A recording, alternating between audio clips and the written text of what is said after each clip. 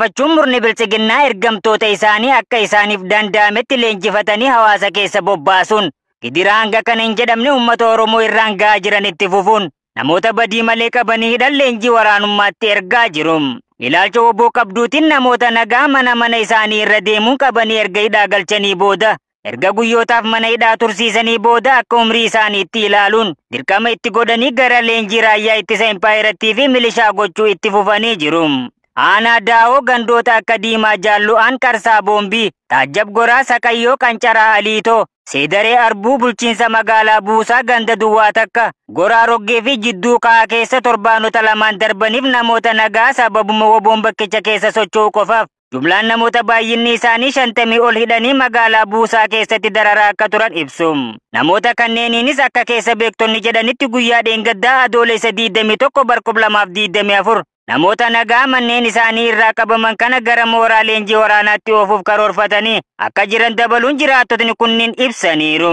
Murni bilchiginnaa tooftaa kanneen baafachuun maqaa woboon yakkee saamichaa fi leenjii waraanaatti oofuu dabalatee ilmaan kee fi qabeenya keessi harkatti fixna jechuun dirqamaan waan humna isaanii olitti fe'anii dararaa akka jiran yeroo irraa gara yerootti gabaasaa turuun keenya kan yaadatamudha.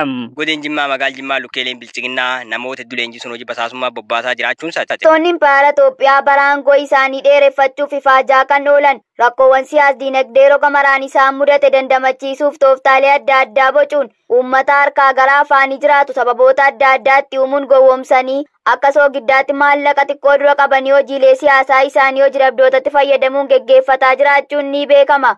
Haaluma kanaan magaalaa Jimmaatti lukkeeleen bilchiginnaa namoota hedduu leenjisuun hojii basaasummaatti bobbaasanii jiraachuun saaxilamee jira. Lukkeeleen bilchiginnaa godinichaa hojii dhabeeyyii kanneen jedhaman barattoota manneen barnootaa olaanoo irraa barnoota xumuranii fi barsiisota sadarkaa garaa garaarra jiran walitti qabanii galmeessuun bakkeewwan 3 waajjira ganda qocii, koominitii fi waajjira PP godinichaatti leenjii basaasummaa kennaafii kan jiran ta'uu iccitiin keessoo isaaniitii ba'ee ni mul'isa. Akka namni itti dhiyeenyaan beeku tokko jedhutti namoonni leenjii kana fudhataa jiran dirqama itti kennamu ba'achuuf jecha haala sochii namootaa magaalichaa hordofu, sabboontota Oromoo damsanii qabsiisu, mana bunaa fi shaayii akkasumas bakkoota garaa garaatti bobba'uun eenyummaa isaanii gansiisuu raawwachuuf leenji'aa jiru jechuun dubbata. Magaalaa Jimmaatti sabboontonni ilmaan Oromoo damsamanii mana hidhaatti guuramaa kan turan karaa basaastota kanaa ta'uu fi mana hidhaatti dararaa hamaa argaa jiraachuutti dabaluun ibsameera. Impaayerattii keessatti paarlaamaa adoolessaa 2024 ta'ameen Abiy Ahmed biyya keessatti namoota miliyoona 3.4 hojii humnee jirra jedhus dargaggoonni hojii dhabuuf yakka irratti bobba'anii jiraachuu ragaaleen gama Tigraay fi Oromiyaa irraa ba'uu ni addeessa. Godilicha garaana meetta walqixxee loltoonni Impaayera Itoophiyaa qonnaan bulaa Oromoo tokkaalsuu kanneessa ta'in ajjeesan. Impaayera Itoophiyaa qonnaan bultoota Oromoo irratti ajaja koloneelaa Abiy Ahmediin bobbaafamuun magaalaa keessaa akka kubbaatti uummata dhiitaa baadiyyaatti ammoo sobaanii akkanii hawaasa nagaa ukkaamsuun hidhanii achi buutee dhabamsiisaa akkasumas ajjeechaa suukanneessaa ta'e irraa haasa itti roobsuun rakkooleen ilmaan namootaa irra ga'anii hin beekne raawwachaa jiraachuun ni beekama. Haaluma kanaan godina lixa shagaraanaa meettaa walqixxeetti loltoonni Impaayera Itoophiyaa qonnaan bulaa Oromoo tokko haala suukanneessaa ta'een ajjeesuun eerameera. Aanicha ganda caffee minikee jedhamu irraa guyyaa dheengaddaa jechuun gaafa adoolessa 21 2024 halkan sa'a 4tti mana isaa dhaquun gadi waamanii qotee bulaa maqaan isaa Obsuu Gaarii jedhamu waraana bilisummaa Oromoo waliin hidhata qabda jechuun badii tokko malee sababa Oromummaa isaa qofaaf haala suukanneessaa ta'e irra haasa itti roobsuun ajjeesuu maddeen keenya itti dhiyoo himan. Lixa Harargee aanaa biroo deeggarsa waraanaaf kanneen biroo jechuun jiraattonni waraana gabroonfata PP saamamuun jabaatee jiraatu. Maafiyaa PP afaan qawween uummata bulchaa jiru bilxiginnaan akka waan jaalala uummataa qabuutti.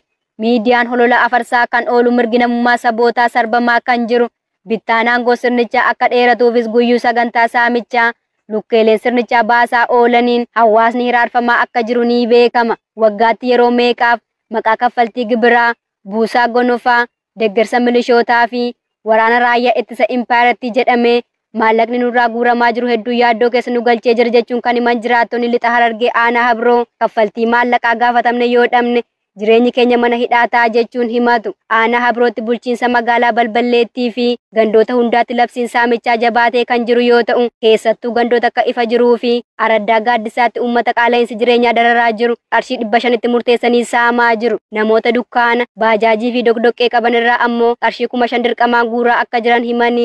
Yeroo ammaa kana naannoo humni Amaaraa fi Inxaaliyyii Amaaraa bobbaa inni Oromiyaa irratti bobba'ee uummata keenya ajjeesaatiin jiru akkasuma gama Oromiyaa keessaa namni Oromoo naannoo Amaaraa seenee jiraachuu akka hin dandeenye akkasuma namni Amaaraa tokko namni Oromoo tokko Amaaraa keessatti argamuudhaaf akkasuma naannoo adda addaa keessatti amaarri nama tokko yoo arge akka oromoo akka ajjeesu gabaaseetiin jira. Oromiyaa keessatti garuu qeerroon Oromiyaa yeroo ammaa kana akka ofirraa baasuu barbaachisaa dubbii bilchaataa ejjannoo tokko qabu gad dhaabbachaa akka jirtu dhaga'amaatiin jira. Qeerroo Oromiyaa keessatti gartee humni Amaaraa fiinxaleeyyii Amaaraa akkasuma namni maqaa Amaaraa dubbatu Oromiyaa keessaa akka bahu gabaafamaatiin jira.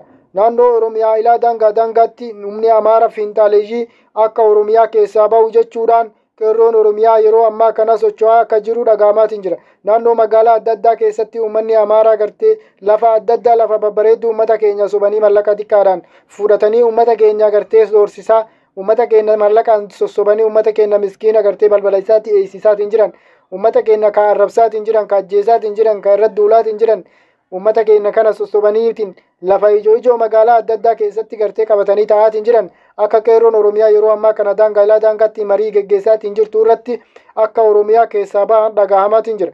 Humni Amaaraa fiinxaleeyyii Amaaraa yeroo ammaa kana Amaarri guututti akka Oromiyaa keessaa bahee gara Gondarii yookaan gara Goojjam naannoo irraa dhufetti akka achitti deebi'aatiin jiru yookaan akka achitti deebi'u qeerroon ajaja dabarseetiin jira jechuudha.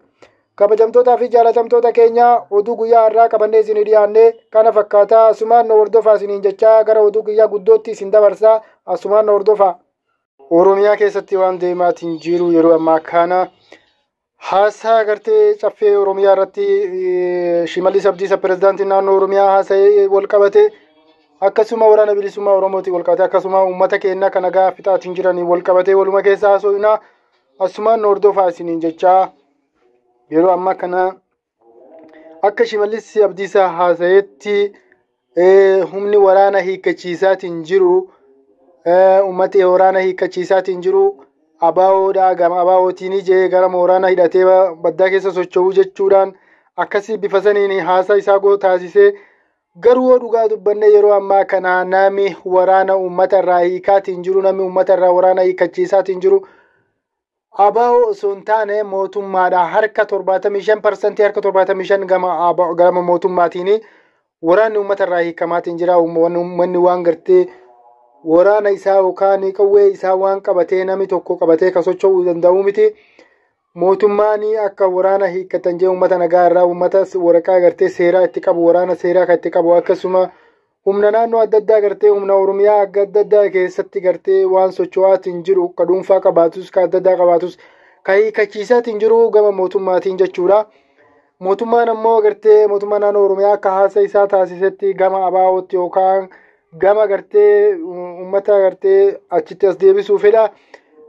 Yoo dhugaa dubbanne nami shororkeessaa nami faannoo gartee uummata hidhachiisee uummata shororkeessaa jiru gama mootummaatiin malee gama abaawootiin miti. Abaawoo yeroo ammaa kana nagaa isiitiin raasaa keessa socho'aatiin jirti. Mootummaan garuu nami nagaa nama dhowwaatiin jiru gama mootummaatiin jechuudha. Parsantii harka 75 jechuun mootummaan kun maqaa abaawoo jedhuun uummata dararaa, uummata ajjeesaa, uummata saamaa. Bifuma saniinuu ammoo uummata gartee hidhatee jiru hidha akkasuma gartee waraana irraa hiikkachaa. Bifa kana waraana qabdan jechuudhaan deeggartoota abaawootii yookaan akkasii akkanaa jedhaniitiin uummata keenya nagahaatiin dararaatiin jiranii. Kana nami dalagaatiin jiru yookaan dararaatiin jiru gama mootummaatiin malee gama abaawootiin miti jechuudha. Kabajamtootaa fi jaalatamtoota keenya haasaa Shimallis Abdiisaa haasa'ii isaa ka araaraa fi maalii jedhe sanis gartee abaawoo fi yookaan uummataa walitti dhiyeessuudhaa fi bifa akkasiitiin haasa'ee bifa jaalalaa osoo hin taane bifa kabajaa osoo hin taane hammeenya nama akkasitti ibsaa ammoo gara araaraatti karaan banaadha wanni inni namaan jedhu sun hin fakkaattu. Akkasiin isiniin jaa kabajamtootaa fi jaalatamtoota keenya mootummaan kun gartee haasaa hin beeku haasaa wallaaluu irraa bifa saniin haasaa wal keessa lalaaqaatiin akkasiin bifa saniin gartee uummata nagaatiin haasaa kanaan mataa garagalchuu fedha.